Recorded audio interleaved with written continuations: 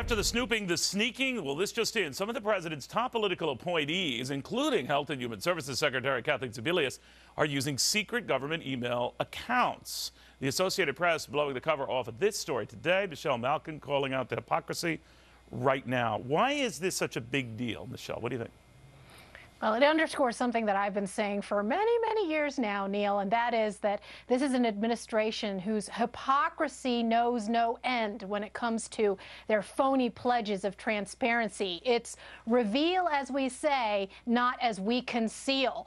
And this has been known for a long, long time. I'm so glad that the Johnny-come-latelys at the Associated Press have finally acknowledged and exposed that, well, it may not be the most transparent administration ever. Gee willikey.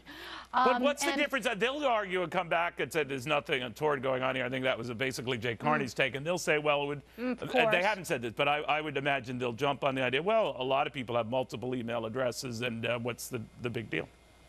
Well, of course, there's just a basic law that requires all of these government officials to conduct their business in disclosable communications. And, of course, if you've got these secret email accounts, these hidden sock puppet accounts, none of that is going to be revealed when you do these FOIA requests. And this is an administration that has staked its claim as the most bright-lighted, publicly accessible in all of human history.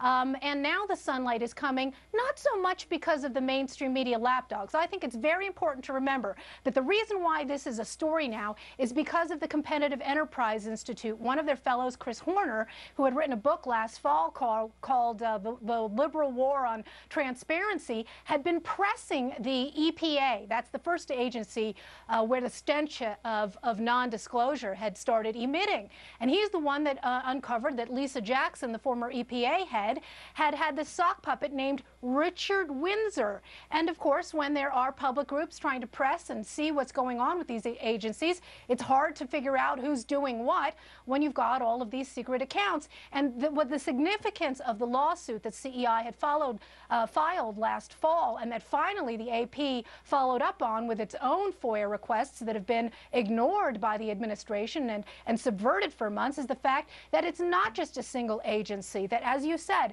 Kathleen Sebelius has been implicated, a complete corruptocrat who has a long-time history of subverting disclosure laws back to her days as Kansas governor. But you can, Michelle, you can go ahead and get these other emails, right? I mean, you could put a FOIA request in and say, not only the official government emails, I want to get, let's say, your AP or your Fox or whatever. We want all these emails. Now, will they claim that in response? Well, these emails don't count because therein lies a real potential constitutional crisis.